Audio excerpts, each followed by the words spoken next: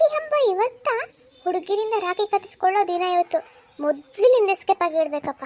ಸಂಜು ಯಾಕೆ ಕಳ್ಳರ ಥರ ಓಡೋಗ್ತಿದ್ಯಾ? ಬಾ ರಾಖಿ ಕಟ್ಟಿಸ್ಕೋ. ಹಾ, ಅದು ನಂಗೆ ಬೇರೆ ಕೆಲಸ ಇದೆ, ನಾನು ಬರ್ತೀನಿ, ಬಾಯ್.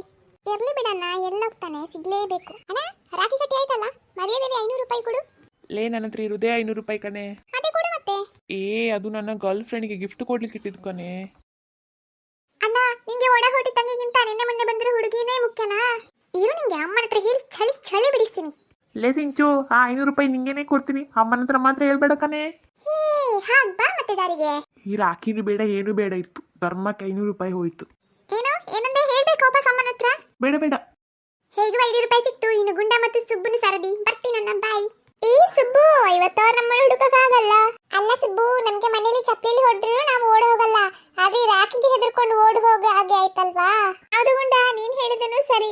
ನಾನ್ ಮಾತ್ರ ಆ ಸಿಂಚು ಕೈಯಲ್ಲಿ ಮಾತ್ರ ರಾಖಿ ಕಟ್ಸ್ಕೊಳಲ್ಲಪ್ಪ. ಲೋ ಗುಂಡ, ನೋಡೋ ಇಲ್ಲಿಗೂ ಬಂದ್ಬಿಟ್ರು. ಇವ್ರು ನಮ್ಮನ್ ಬಿಡುವಾಗಿ ಕಾಣಿಸ್ತಾ ಇಲ್ಲ. ಇಬ್ಬರನ್ನ ಹುಡುಕಿ ಹುಡುಕಿ ಸಾಕಾಯ್ತು ನಿಮಗೆ. ಯಾಕೆ ಇಲ್ಲಿ ಬಂದು ಅಡಗಿದ್ದೀರಾ? ಸುಬ್ಬು, ಇವತ್ತು ಮತ್ತೆ ನನ್ನ ಬಿಡಲ್ಲ ಕಣೋ. ಯಾಕ್ರೆ ಇಷ್ಟೊಂದು ಹಿಂಸೆ ಕೊಡ್ತಿದ್ರೆ ನೀವು? ನೆಮ್ಮದಿಯಾಗಿ ಇಲ್ಲಿ ಕೂರೋಕೆ ಬಿಡ್ತಾ ಇಲ್ಲ. ನಾವು ಯಾರ ಕೈನೂ ರಾಖಿ ಕಟ್ಸ್ಕೊಳ್ಳಲ್ಲ ಅಷ್ಟೇ. ಹೋಗಿ ನೀವಿಲ್ಲಿಂದ.